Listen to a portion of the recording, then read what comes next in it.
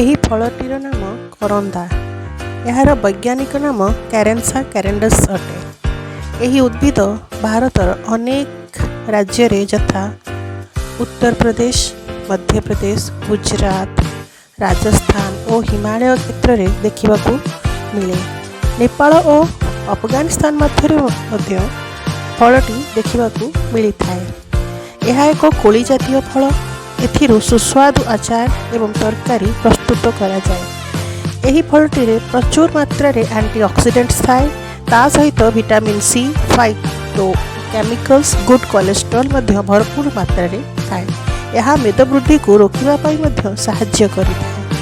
ଏହି ଫଳଟିର ଅନେକ medicinal value ରହିଥିବାରୁ ବିଦେଶୀ ବଜାରରେ ମଧ୍ୟ ଏହାର ଖୁବ୍ ଚାହିଦା ଅଛି। ଏହି ଫଳଟି